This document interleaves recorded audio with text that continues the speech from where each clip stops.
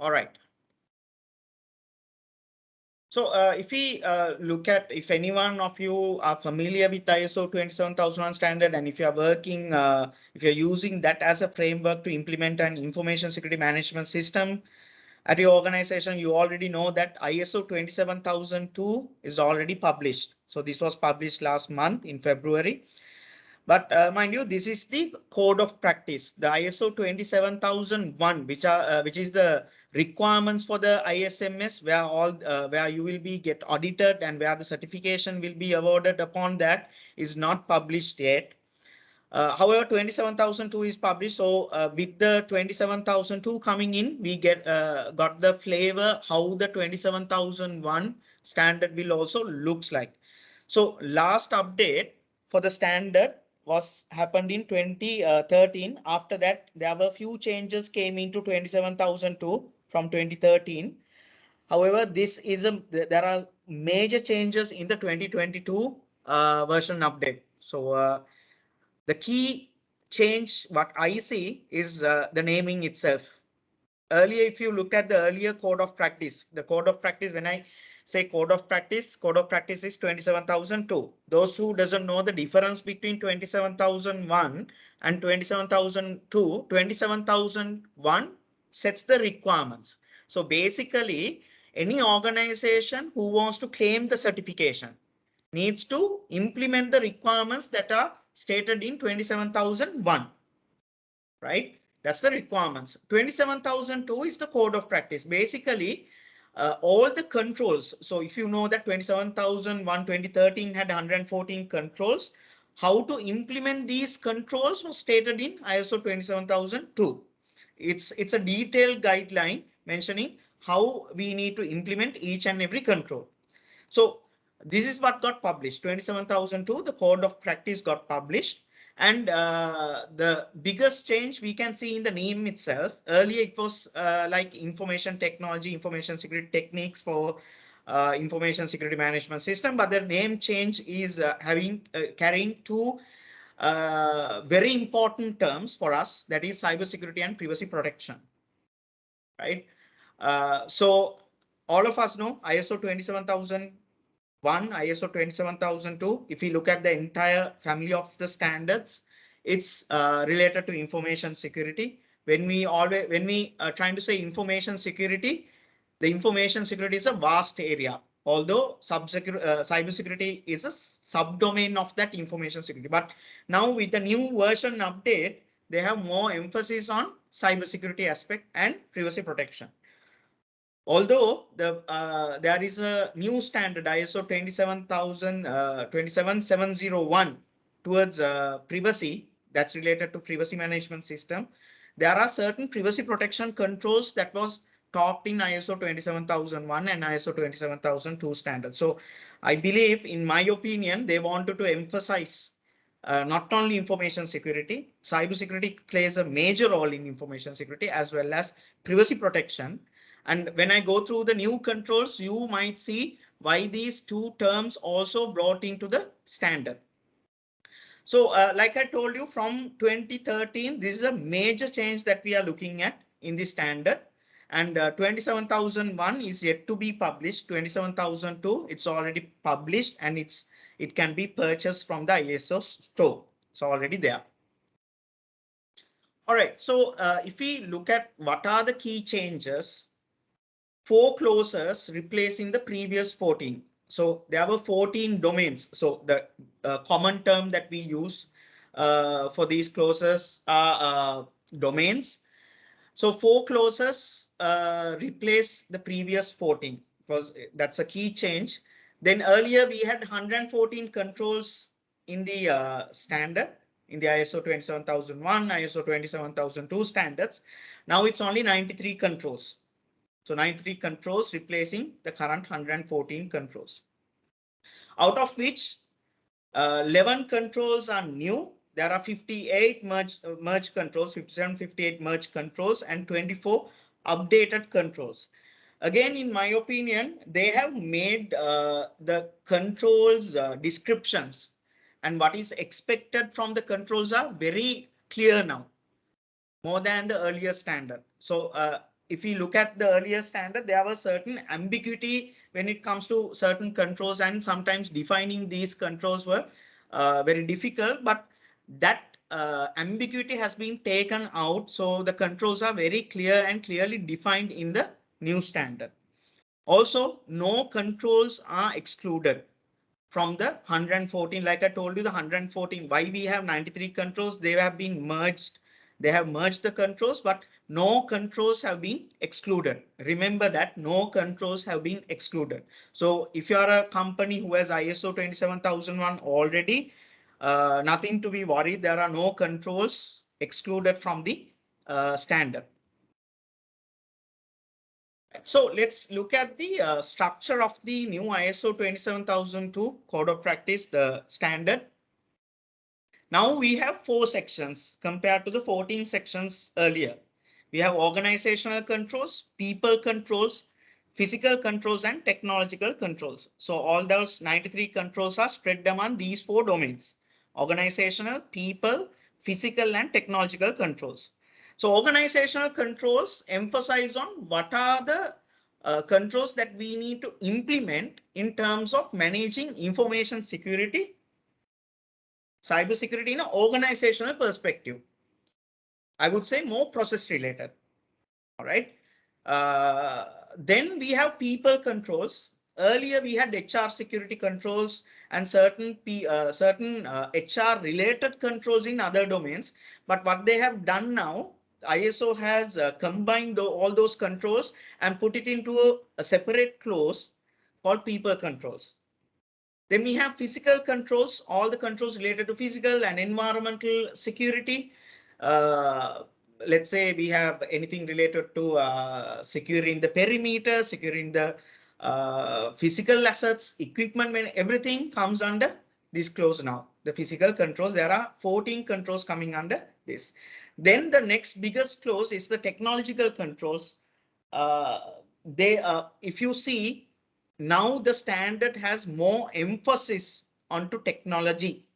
That's why they have opened up a separate clause under technological controls and put vast majority of the 114 controls where it was related to technology here, and there are new controls coming in this clause as well. So the 27,002 structure, all the controls are spread under these 4 domains. And apart from that, this 27,002 has 2 annexures, very important annexures. One is using attributes. So this annex provides a matrix of all new controls. What are the new controls that has been added? And it compares the attributes and provides suggestions on how the controls might be used according to these attributes. Then Annex B corresponds with the 27,000 to 2013, the earlier standard. So it gives a mapping between the controls between the old version and the new one. So this is the structure. We have all the 93 controls in the ISO 27002 with the implementation guidelines, how we should implement, and supported with these 2 annexures. So if we deep dive into each of the controls, now the 27,002 is very much structured. If you see, each control of the new version of the new standard has 2 elements in its structure. One is this attribute table, right? So in the attribute table, they have given what is this control, what is the type of the control, whether it's a detective control, whether it's a preventive control, or it's a corrective control. And the information security properties it addresses. Confidentiality, whether the control address the confidentiality, integrity, or availability. Then the cybersecurity concepts. Now we have the standard defines 5 cybersecurity concepts: identify, protect, detect, respond, and recover. This is very much related to NIST cybersecurity framework. Okay, so they give what is the concept of this control, of the particular control we'll address. Then we have operational capabilities. Operational capabilities can be all these things, all these items. So where the control is relevant, whether it's control is related to governance, whether the capabilities are relevant to asset management, information protection, human resource security, physical security, system and network security, application security, secure configuration, identity and access management. So all these capabilities, whatever the control is relevant, what capability is relevant, it comes under operational capabilities, and the security domains, what kind of domains the control is addressed with.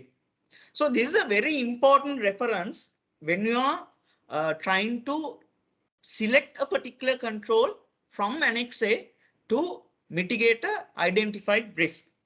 I believe earlier, probably you might be wondering, okay, how this control can be addressed to mitigate a risk, or you might have a doubt whether this is a preventive control or a detective control, whether it's a corrective control, and whether this will address the confidentiality, integrity, and availability. All these now are properly referred in the standard. This is a very important table.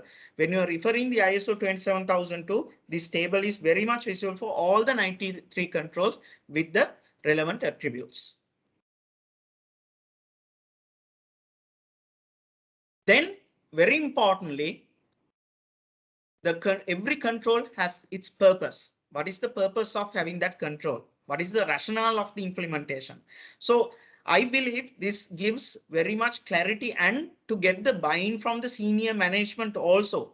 If they ask why we should implement this control, this is the typical question that most of the senior management or process owners will ask as information security managers or implementers when we try to implement or suggest a control.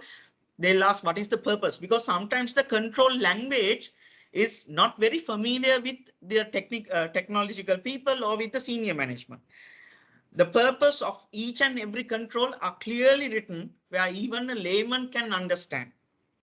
That's very important. If you want to get particular budgets or buying, or you want to show how much this particular control is appropriate to mitigate risk, you can use this purpose of the control. If you look at earlier, we didn't have these attributes. We had only the control. What is the implementation guideline? That's all. But the new standard has given all those things, which makes our life very much easier. And definitely you can take this reference even when you are doing your risk assessment and risk treatment to understand a particular control and give more visibility for that particular control. So all these are given in the new standard. Now, if we deep dive into the clauses, what are the new clauses and old clauses, the certain controls, how they have picked and placed under new controls, I'll be going through this. Like if you look at the organizational controls, the information security policy controls that we had earlier, if you remember, we need to do define the information security policies. We had to do a review of information security policies. We had two controls earlier. Now it's merged and comes under the organizational controls. Most of the organization of information security controls, where we have the information security roles and responsibilities, contact with authorities, contact with special interest groups, all those things, around 5 controls from the organization of information security is coming under organizational controls now. Then we have one control, human resource security, which is the management or management responsibilities of information security. I believe that when I do the implementation, most of the clients or most of the people asking me why this control comes under human resource security. That was a question that we had earlier. I think now they have placed it in the proper domain, organizational controls in the right clause.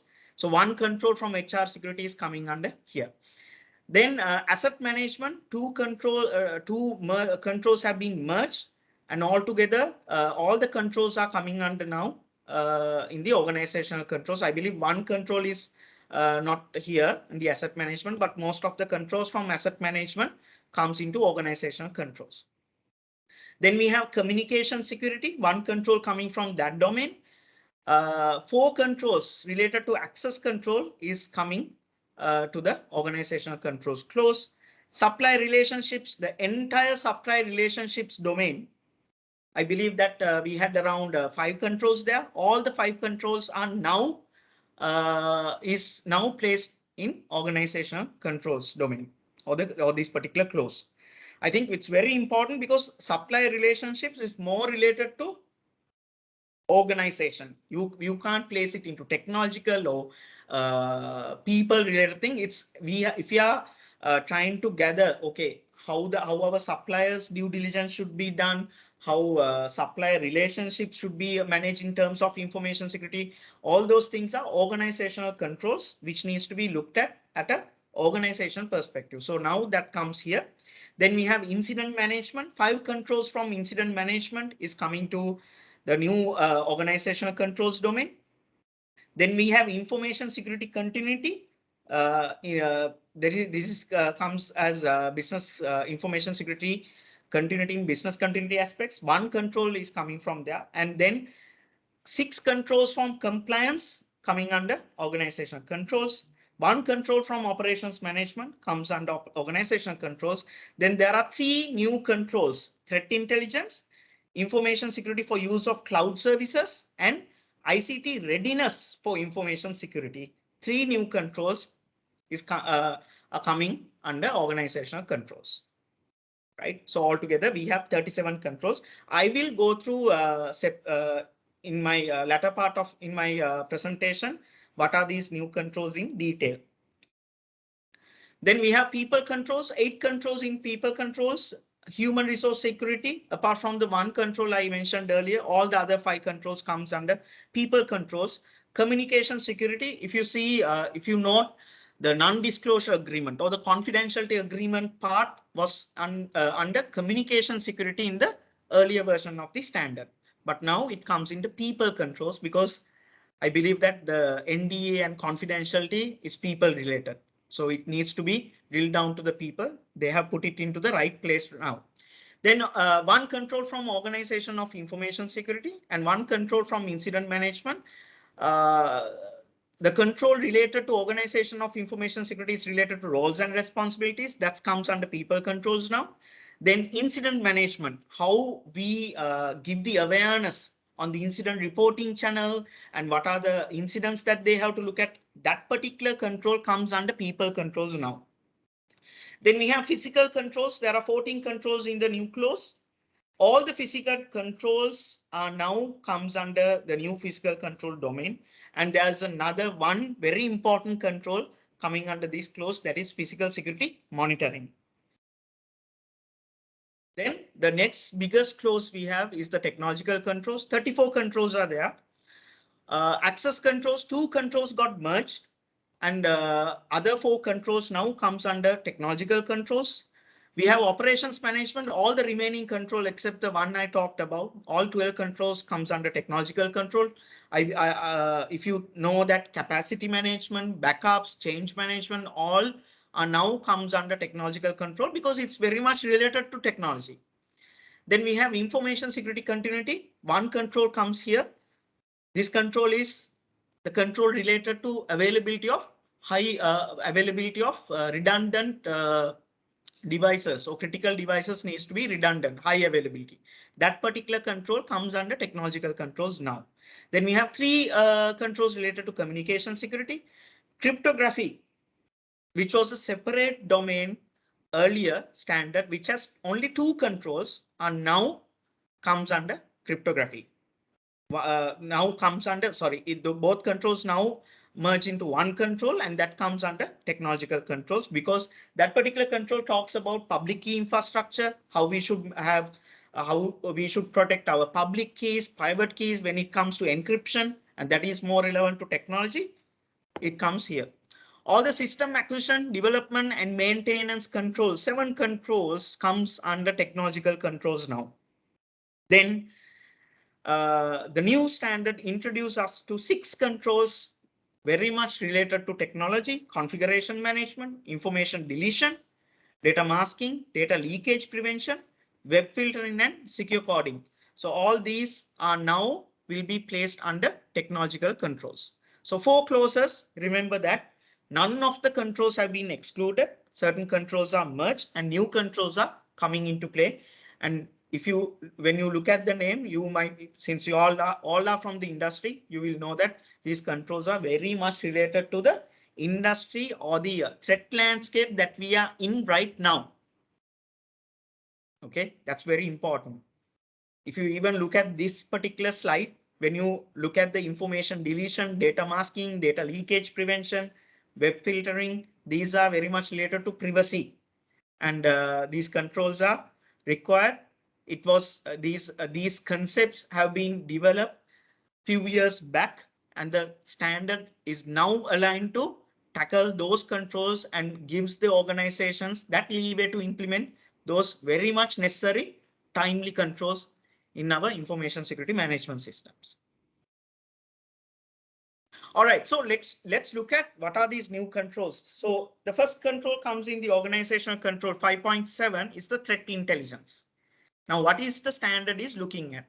Information relating to information security threats should be collected and analyzed to produce threat intelligence. Okay, so the idea or the purpose of this control is to provide awareness of what are the new threats that is coming into the information security environment or the IT landscape.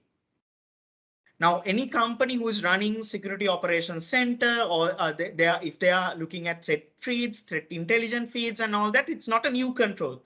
But for some companies who's small in nature, where we have implemented ISO 27001, threat intelligence is a new concept. Now, there are a few ways that we have to implement this. So if you look at the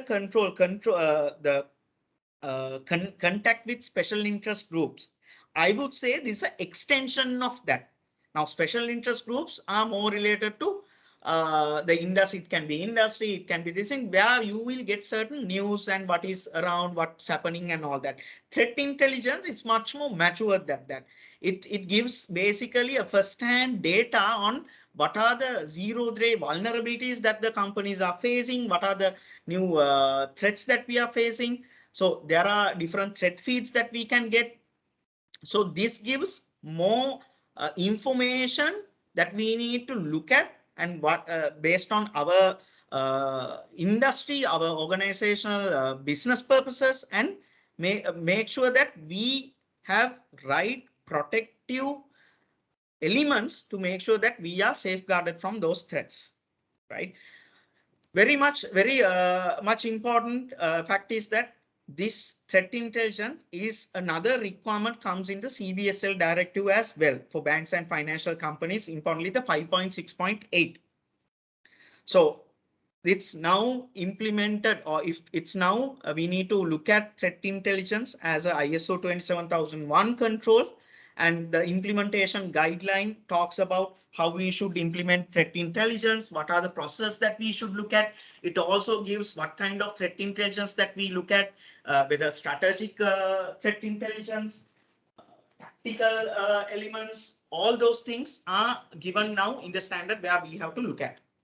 So again, information relating to information security threats should be collected and analyzed to produce threat intelligence. You should not only collect, you need to analyze those as well. And standard, the 27,000 standard gives us a good implementation guideline. It's even it's good for a SOC team to look at what are the implementation guidelines if you want to build a proper threat intelligence team. So go through the standard, look at the implementation guidelines, give a good view of what kind of threat intelligence we can look at and how the process should be implemented. So very important control, very timely control that we have to look at. The next one is 5.2.5.23 information security for use of cloud services. So I think many people predicted when they announced the new update for the new standard, many people predicted they will definitely talk about cloud services. So there we are. We have a separate control that the standard looks at, where standard wants the organizations to look at cloud services. So I believe now many organizations use cloud services. And if you look at the control, processors for acquisition use management, and exit from cloud services. They are covering the entire life cycle. Acquisition, use, management, and exit from cloud services should be established in accordance with the organization's information security requirements, right? So we need to build proper due diligence processes if you are acquiring cloud services. Cloud services also a key supplier to the organization. So there should be an appropriate supplier review process, a due diligence process, how we are, whether they have right certifications, the cloud service providers have right certifications, whether they have implemented controls, whether they have implemented controls in compliance with regulatory and legal requirements, how the contract should be managed, how they are going to use those information. All that needs to be carefully looked at. I believe there should be a separate procedure. If you are a company, I believe most of the organizations are now heavily dependent on cloud services. So if you are an organization who are depending on cloud services, again, the standard gives us proper guidance what needs to be looked at when we acquire cloud services, when we are using cloud services, and very importantly, if we decide to exit from cloud services, how we are going to manage our data, how we securely transfer the data to the new, either it's on-prem or new other cloud service provider, and what kind of deletion methods that we have to look at. All those things are given in the new standard, and they expect us this control to be implemented in our organization. Once again, here I want to say there is another standard in the ISO 27000 family related to cloud services, basically information security and related to information security and public cloud services, which is described in ISO 27017. So this standard, I believe it came in 2016, 17. But now we have a control. That's a guideline. It's even though it's a standard, to get the certification, you don't need to go and implement these controls, cloud services controls, right? Even though in the earlier version, we looked at cloud services as a supplier, and we monitor the cloud services and related controls as per the supplier relationship clauses or the controls. But now we have a separate control for use of cloud services. Okay, the next control, the next new control again comes under organizational control 5.30. It's ICT readiness for business continuity. Now, if we look at the evolution of business continuity control from 2005, the ISO 27001 2005 had the business continuity control. There was no separation as information security continuity or IT continuity. It has business continuity as an overall term. Then this term got revised in 2013 standard saying information security continuity aspects in business continuity. So the focus was information security continuity, because that time ISO has released another standard for business continuity. This is a separate, which is a separate standard, ISO 22301.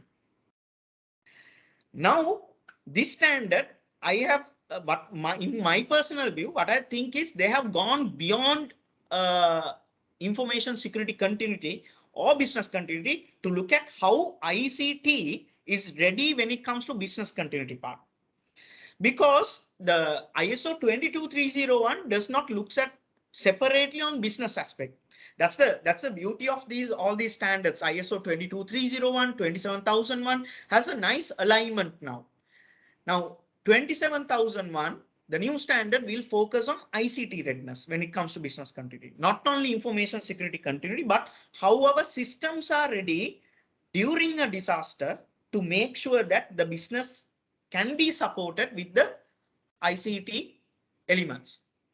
So the control ICT readiness should be planned, implemented, maintained, and tested based on business continuity objectives and ICT continuity requirements. So business continuity planning was there for a while. The key points here, we need to look at our IT disaster recovery planning, very important in very detail. Business impact assessment needs to be there, determine the appropriate recovery strategies. And once the DR plans are done, we need to do testing to make sure that these DR plans are workable. So that's the important part here. It's not only business continuity, it's not only information security continuity. We should have proper ICT readiness plans related to business continuity going forward, and this will be audited in very detail.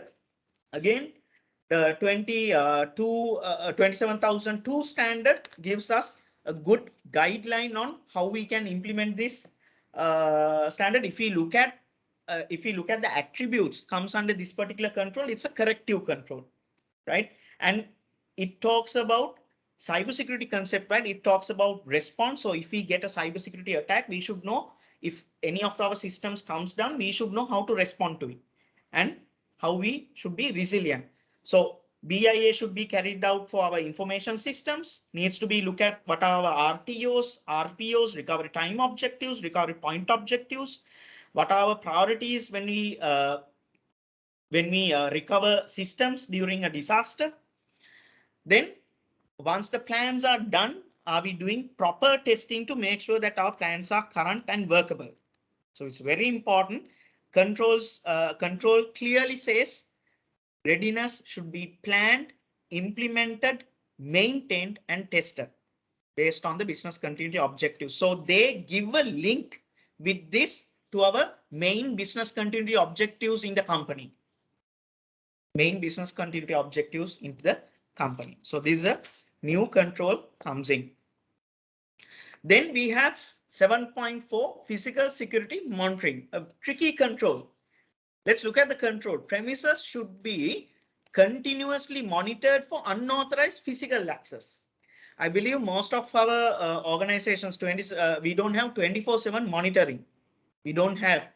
But here now it says continuously monitoring.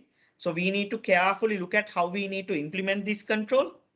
If we have any compensating controls, if we can't implement 24/7, what are the compensating controls we can look at to make sure that we have properly mitigated the risk, right?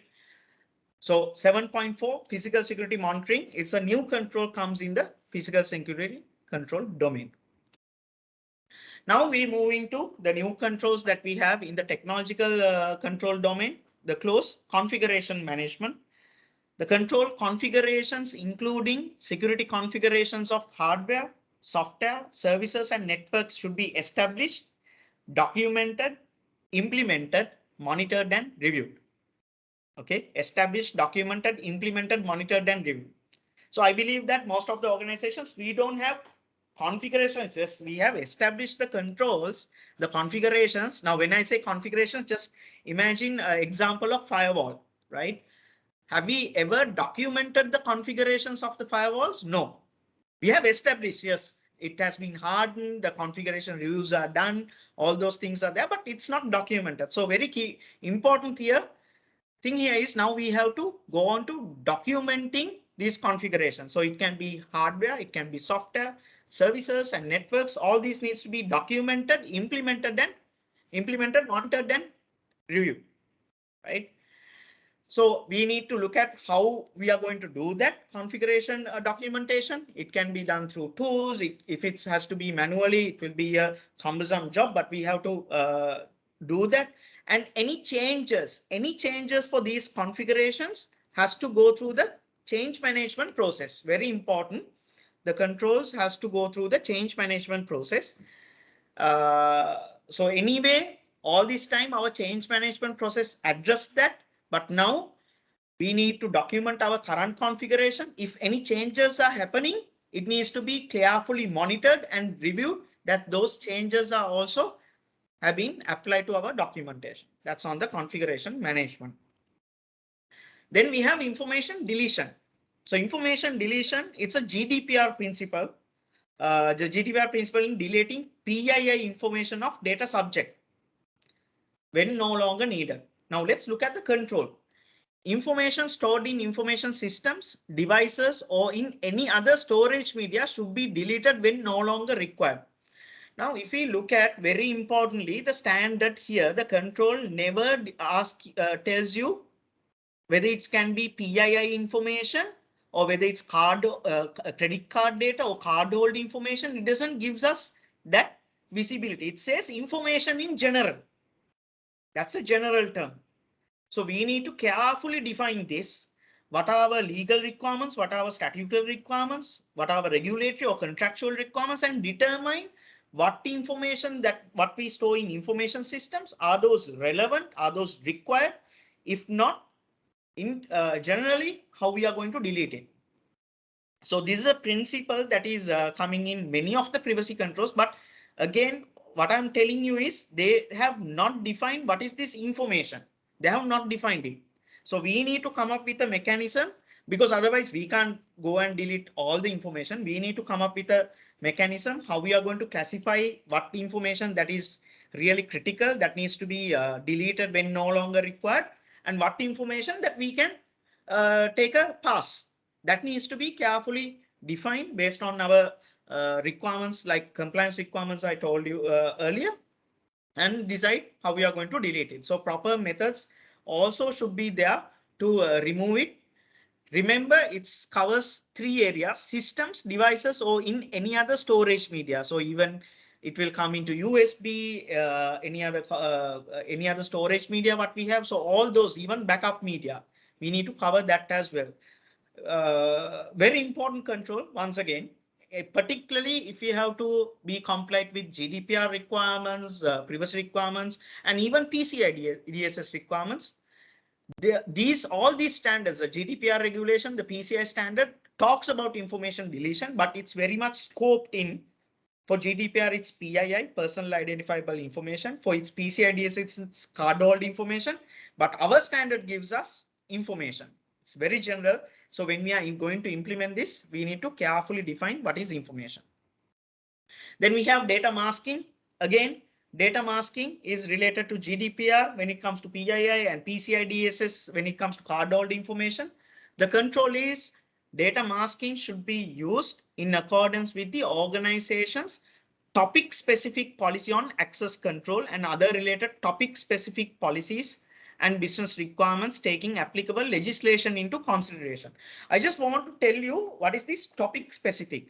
Now, there is a confusion that when we say information security policy, everyone thinks that it's topic specific. Okay, like access control policy, the change management policy, everything. But in 27002, they have given a clear definition of what they mean by information security policy. So what they mean, they have two parts for information security policy. One is the overall information security policy. The overall information security policy, or the information security policy, is general or high level policy, which gives us the top management intent on how they want to make sure that information is safeguarded or secure. Remember that information security policy. All the other policies are topic specific policies. These can be specific and detailed, and it can be approved by the appropriate level of management. It doesn't have to always go to the board of directors or to the senior management. It can be approved by the appropriate level of management. So that definition they have clearly given now in that policy. So when you are doing the policy, make sure you have one policy statement which is approved by the board of directors, giving the intent of how the information security should be applied to, and the topic specific policies can go into the relevant heads of the departments to implement or approve. So data masking, we need to start masking the data. The data masking was age-old control, but it's now ISO has taken that this as a new control. We need to do the masking so that to limit the exposure of sensitive data, which includes PII, card-hold information, and to comply with legal, statutory, and regulatory requirements. If you see the standard, when I talk about this new control, you can see the elements that the standard has taken in from other related standards like GDPR, Australian privacy policies, and other privacy policies, and PCI DSS, right? So these controls, so when we implement controls, we can consistently implement now when we implement ISO 27001 controls. Then data leakage prevention, very famous among banks and financial companies, because with the recent central bank directive, most of the banks and finance companies have been asked to implement data leakage prevention methods, prevention solutions. Now it has been again included into a new control in the ISO 27002 standard. So data leakage will play a major role in coming years. The control, if you look at data leakage prevention measures, should be applied to systems, networks, and any other devices that process, store, or transmit sensitive information. Again, we need to properly define what are sensitive information in our organization. We need to understand, we need to do a classification process and understand what are our sensitive information, what are non-sensitive information, and data leakage prevention solutions or methods needs to be applied using tools or using any other access control mechanism, using your existing firewalls, or preventing USB medias or other removal medias plugged into the endpoint so that data leakage can happen from there. The threat landscape related to data leakage is very vast. It can be go through an email, it can be uploaded into the internet. Likewise, we need to touch base all these points and make sure we have applied right measures so that that sensitive information will not be taken out from the organization. Then we have monitoring activities, 8.16. Network systems and applications should be monitored for anomalous behavior and appropriate actions taken to evaluate potential information security incidents. Potential information security incidents. So here it talks about SOC operations in very basic terms. It's all SOC operations. We need to monitor our infrastructure to see what kind of threats, attacks are coming in. We need to monitor. Alerting mechanism should be there, and a response mechanism should be there to evaluate and respond to these attacks or any other anomalous behaviors coming in. So we need to do a proper SOC process when it comes to implementing the new standard. Again, it needs to be, it need not to be a fully fledged SOC operations. It can be outsourced. You can scope properly what are the sensitive information that you need to monitor, sensitive infrastructure that you need to monitor. With that, the monitoring controls can be applied to. They don't ask you to do security operations center, but monitoring, the underlying objective of this control is the monitoring should happen. Then web filtering. So most of the organizations has this. Access to external websites should be managed to reduce exposure to malicious content. As you all know that during these past days, through the internet, a lot of malicious content is coming in. It can be ransomware, phishing attacks, and all those things are coming from external websites. So that needs to be protected through web proxies, filtering mechanisms, content filtering mechanisms, and all these are technological controls. We need to have appropriate technical solutions to implement these controls. Then we have secure coding. So secure coding principles should be applied to software development. Earlier, we had secure software development policy. That's the control that we had. The policy that control has been always there, and the secure coding part was again covered in that control. But now the standard has introduced a new control. We need to come up with the secure coding guidelines. We need to come up with tools or external expertise to perform secure code reviews and make sure our code is correct so that we will not introduce new vulnerabilities to our infrastructure. Right, so merge controls, 57 controls have been merged into 24 controls now. If you see, we had teleworking in the earlier standard. Teleworking has been merged to remote working. User registration, deregistration now comes under identity management. This is the new term that they are using, identity management. Then management of privileged use access rights are now privileged access rights. Secure logon procedures are now secure authentication. Access control to program source code is now access to source code. Termination or change of employment responsibilities are now responsibilities after termination of or change of employment. Physical security perimeter, it covers now physical security perimeters, because I think it's a good name change because we can't cover only one perimeter. There are different perimeters. If we have different locations, different sites, we have not one perimeter, we have multiple perimeters. Security of equipment and offsite premises are now changed as security of assets off premises. These are renamed. I'm sorry, it should be renamed controls, not merge controls. Clear disk and clear screen policy is it renamed as clear disk and clear screen. Control against malware is comes now as protection against malware. Information security audit controls now comes at protection of information systems during audit testing. Network controls now network security. Segregation in networks is segregation of networks now. You can't segregation in networks, segregation of networks. If you see the change, they have, because there are multiple networks now, those multiple networks has to be segregated to each other, not the segregation inside the network. Secure development policy, secure development life cycle. It's the entire life cycle has been covered with this name. Secure system engineering principles now referred to as secure system architecture and engineering principles.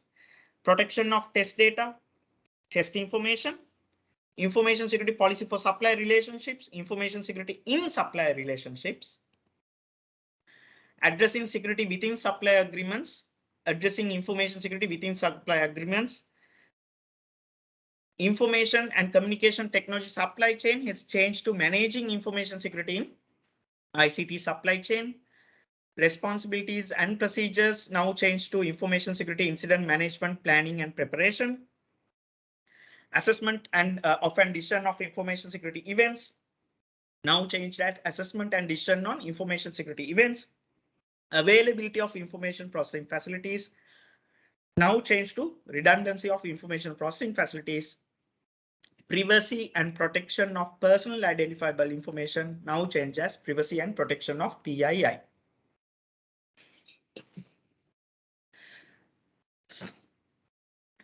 So, sorry, this should be merge controls. If you see, several controls have been merged to one control now. Policies of information security, review of policies, information security merged into one control. Policies for information security. If you see the information security in project management control and information security requirements analysis and specification now goes as information security in project management. This is a very important merge. If you see, all the system acquisitions are going as projects. So all the projects needs to be carefully looked at. That's why they have done this merge. Regardless whether it's a system acquisition, a development or anything, you need to look at project management, information security in project management. Then we have mobile device policy, unattended user equipment now merged to user endpoint devices. Inventory of assets and ownership of assets have merged to inventory of information and other associated assets. Acceptable use of assets and handling of assets have been merged to acceptable use of information and other associated assets. Management of removable media, disposal of media, physical media transfer and removal of assets now merged into one control, storage media. Access control policy, access to network and network services merged into access control. Use access provisioning, review of use access rights and removal of or adjustments of access rights now merged into access rights. Management of secret authentication of information of users, use of secret authentication information, password management.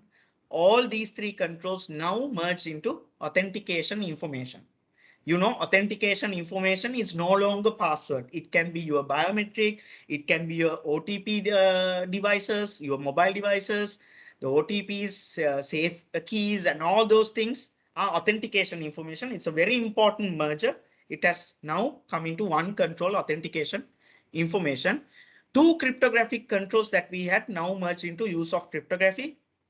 Physical entry controls, delivery and loading areas now merged into physical entry. Change management related controls that was there in several domains, change management, system change controls, which was there in the system acquisition development. All these change management controls are now comes under one change management topic or change management control. Separation of development, testing and operational environments, secure development environment, both these controls are now merged into one control, separation of development, test and production environments, event logging, protection of log information, administrator of operator logs now merged into logging, then installation of software on operational systems, restrictions of software installation, both these controls are now merged into installation of software on operational systems. Those are the mergers. So what has not been changed? There are 35 controls that has not changed at all. It's remain as it is. Importantly, Annex SL, that is clauses 4 to 10 of our ISO 27001 standard has not changed. That means the scoping, interested parties, ISMS policy, risk assessment methodology, risk assessments, information security objectives, competency planning, internal audit, management reviews, corrective actions, all those processes will not change. Still, ISO 27000 will be the main standard and that will be published anytime soon. Right. So if we look at the transition, now ISO 27002 2022 already published, 27001 2022 expected in mid 2022. Then accreditation for certification bodies expected in the end of Q1 2023. Fauzan will take this in detail because he is from the certification body. The best person to explain that to you is him. And the end of the transition period is expected to be mid 2024. So new certificates against the 27001 2013 will continue until the accreditation for certification bodies will happen. And once that happens by Q1 2023, the existing certificates transition to the new version has to be carried out. And from there onwards, the new certificate under the new version will be issued from the certification bodies after the certification audits. That's the transition. So when you look at transition, if you think like, OK, now we have a lot to do when it comes to the transition, I would say the changes are moderate. I believe most of the companies have implemented these controls. Only thing is, it's a matter of realigning the controls properly as per the new control requirements. Risk assessment and treatment shall consider the new controls, and SOA, the statement of applicability, needs to be updated. Policies and procedures surrounding new controls needs to be established. So SOC processes, threat intelligence process, if these have not been documented in your organization or these has not been implemented, we need to think about implementing this if it's applicable based on our risk assessment. And new technologies may need to be considered where applicable, right? That can be DLPs, threat intelligence, web filtering, all those things, all new technologies needs to be considered if it's applicable to you. All right, so with that, I'm inviting Fauzan to take up few questions, which frequently, these are the questions that have been frequently asked. And with that, I'm enabling the chatting mode so that you can put any questions that you have. So please put that into the chat box. We'll, based on the time, we'll take questions one by one to answer. All right. Fauzan, you're there? Yes, Buddhika, thanks. Yes, Fauzan, thank you very much for coming. And ladies and gentlemen, let me again introduce Fauzan. Fauzan is a senior lead auditor representing Bureau Veritas, having a very vast experience in ISO 27000, auditing the ISO 27001 standard. So Fauzan, let me ask the first question. What update shall I consider to implement if I implement the ISMS now? Now, let's say there is a company, that's an organization who has already started with the ISO 27001 journey with the old standard, with the 2013 standard. Should they look into the new one and implement those new controls? Okay, thank you, Buddhika, and thank you for your participation. Again, you have actually given me an opportunity to participate here, and all of the members who have participated, all the guests, very good evening to you. Okay, coming back to the question, Buddhika, you are raising, what is the scenario that organization is already implemented? It is halfway. Okay, so the scenario is now we are expecting 27,001 2022 version will be maybe another 2 or 3 months. We don't know when it's going to come. So ideally, as you know, all the changes and merging controls and everything which you have explained. But the best way is whatever implementation is already in place, you can go for a certification process. You don't need to look at the additional controls till you get the new standard in place. So that is the best way of looking at the certification process. So, Fauzan, now I think that question should be answered by the business itself. Like if the certification is, if they want to get the certification in a hurry, they should not wait for this update. They can do the implementation with the old standard and go with the certification according to the old standard. Correct, Fauzan? Yes, exactly. Because there is no need to wait till the new version comes. Because organizational objective is mainly to show the compliance. So whatever requirements is already in place, where it's already through the certification bodies as well as the accreditation bodies approved, better to go with the certification process. But right now at the point. Right. Thanks, Fauzan.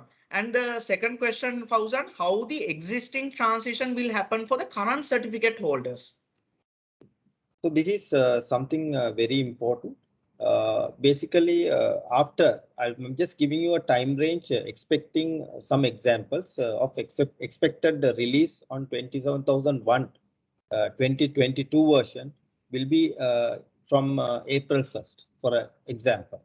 Then actually normal norm of accreditation as well as the certification body processes, minimum 3 years will be provided for the upgradation.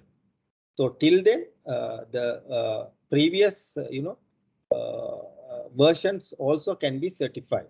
So that is the process. So basically, if you talk about transition, it will be done through a surveillance audit or a recertification audit. You don't need to have a separate audit in place, whereas those organizations already certified, they are going to undergo each year surveillance audit as well as a recertification audit. During that audit, we will have the transition process also and adding some additional mandate for that particular audit. There is no separate special audit required unless organization need to immediately transfer a moment it is released. Okay, all right. Fauzan, there are two questions which is related to this. I'll take those two questions coming from participants. One is, if we are recertifying this year, which standard we should go for? Ideally, I would say is if again we'll come to the example of April 1st, if it is a release, I don't know a situation that will take. If it's released by April, for a certification body to start their accreditation process and all these, upgradation to auditor qualification towards the new standard, all these things will take minimum 6 months. Okay. If an organizational need is there to get the certification and you have done the implementation and you have done all the implementation up to the mark that you have gone through some internal audit and waiting for the certification process to certification board to come and audit, I would say it's better to go with the all standard immediately, because otherwise what will happen is you need to wait about 6 months to bring the certification process, because after release it takes about minimum 6 months for a certification body to bring their auditors need to be also qualified, correct? So all these things need to be this process minimum 6 months. So always it's no point that waiting. It's better to get the certification or process done with the implementation of 2013 version, what we are already practicing now. Understood. Then, Fauzan, there's another question coming from Sunari. If an organization is in the middle of the 3-year certification cycle, is it required to go for a full certification audit in 2023 instead of the surveillance audit? So, Fauzan, let me answer that question. Please correct me if I'm wrong. Sunari, what will happen? You will get a 3 years time period to finish the transition. And this transition audit can be done as part of your surveillance audit. definitely you have to do a transition audit before the transition deadline, which we are not which we are not sure yet, which can be 2024, but you will get ample time. Now, let's say once the standard is published and the auditing body is ready to do the audit, and you all also are ready, you can instead of the surveillance audit, you can go for a transition audit. Fauzan? Yeah, actually, as I stated earlier, Buddhika, how we are actually going to do it, there won't be any special audits. So what we will do is, coupled with the surveillance or a recertification, we will connect the upgradation audit. So it will happen as a single audit. So that is how the process goes. All right. So, Sunari, there won't be a full certification or a transition audit as per se, Fauzan, right? It will be done smoothly during the surveillance audit.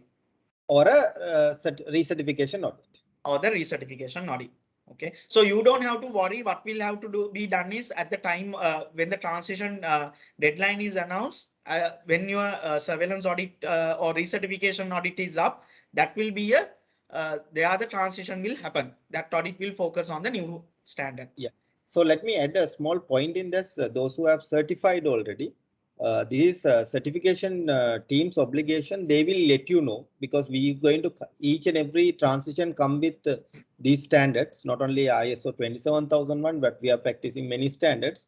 How the process happening is, our team certification body team normally plan that, and when they plan those audit, they will plan with the upgradation, because we in number of customers we plan that to happen before the deadline. So what they will do is, the scheduling team will be actually letting you know, we'll be conducting this audit coupled with the transition audit. All right. Then another question comes from Nirosh. Organizations intended to go for the certification can go with the new standard. So Nirosh, still the new version of the standard is not published. We need to wait till the new standard get published, and the certification bodies will also take some time to be familiar and the auditors to be ready with the new standard. Once they get ready, I believe that once the standard it get published, it will take at least 1 year this to happen. At that time, we can go for the new certification. Correct, Fauzan? Yes, basically they are allowing from the day of the publication 3 years for the upgradation. Okay, right. Then we have a question from Bhatia. This is related to implementation. Information deletion. Do we have to consider all the information which is relevant to scope of ISMS? So Bhatia, like I explained to you, we need to have a proper definition what we call information. So otherwise it will be very much difficult for us to implement this control. So there should be proper definitions for information. What are our sensitive information and what are not sensitive information, and for the sensitive information we can apply the control. And the same way, the second question you have asked, monitoring activities, can we cover network system and application monitoring using antivirus controls and firewalls and similar controls applied? If SOC is not an option, yes, we can do that.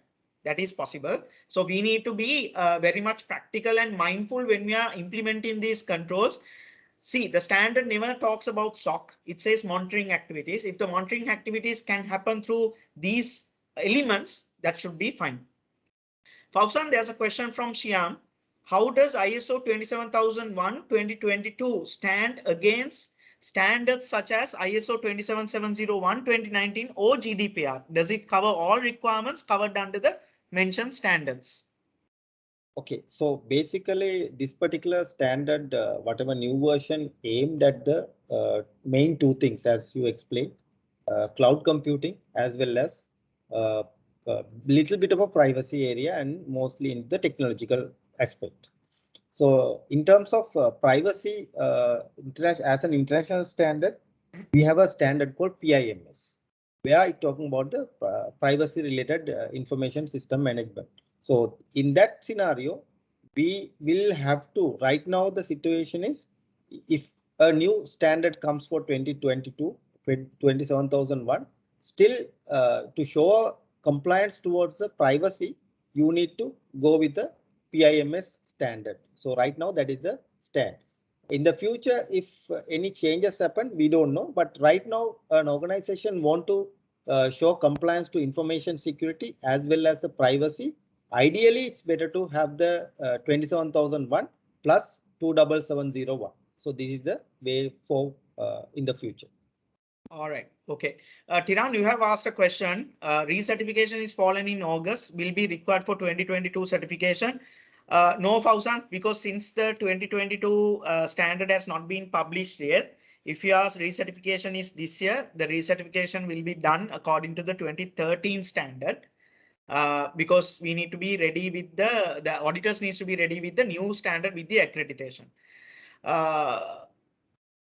Fausan, there's a question from Dulan. Will there be any changes to global certifications under the new standard as part of the certification body's policies? Can we still use SL as main site and other regions as additional sites? Yes, that structure won't be changing anyway because that is practice as per the guideline of UCAS or an accreditation guideline. So the global norm of how the structure, it won't change. Only the requirements of the standard will only be considered. All right. Then another question from Yasika. So during the surveillance audit, we can go ahead with the new upgrading and then printed certificate will it issue during the same 3-year period of what or what? So Yasika, I think your question is whether once your transition is done, whether there will be a new certificate for the next 3 years. Yeah, yes. Can I answer, Buddhika, this? Yeah, yes, Fausan, go ahead. Okay, Yasika's question, whether you are issuing a new certificates after the 3-year period, I don't, or else, with the transition. Say if in case your organization is already certified for 27001, maybe next January we are doing the upgradation to a new new version. So in this case, we will be issuing a new certificates after upgradation. So that's the point.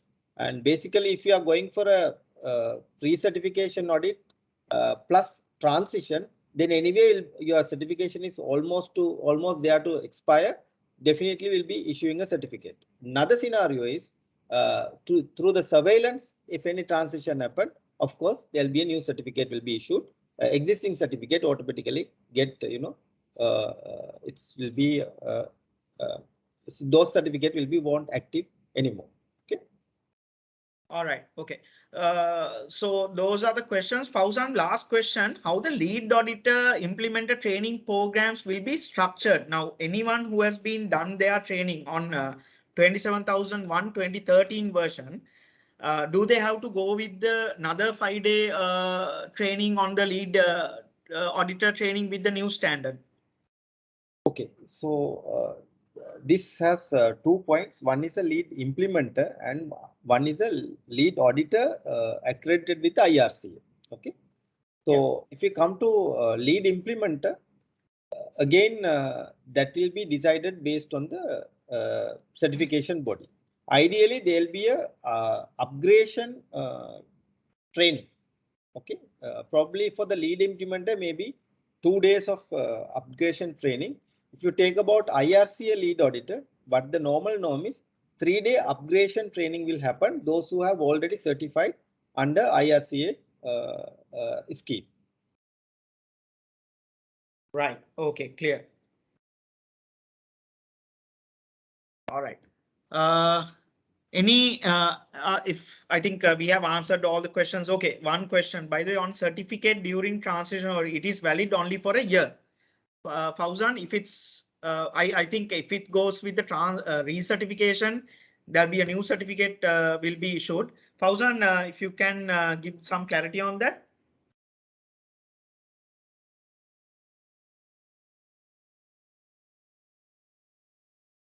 Fauzan?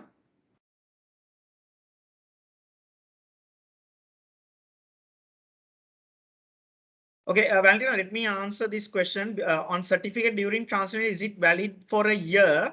Depends on how you go for it. If you do the surveillance audit and let's say you do only the surveillance audit, it will be a surveillance audit considered with the new version of the standard. But before the deadline, you need to do the transition audit. That's that you can do within the recertification period or somewhat. If you do it at the recertification, you'll be issued with a new certificate valid for 3 years. So definitely your transition audit, what you do, consider as a new certificate, and it will be given for 3 years, not for a year. Fauzan, are you still on the call? Yes, please. Fauzan, is that correct, Fauzan? Okay, so that again I'll clarify, just to adding few points to the scenario to clarify.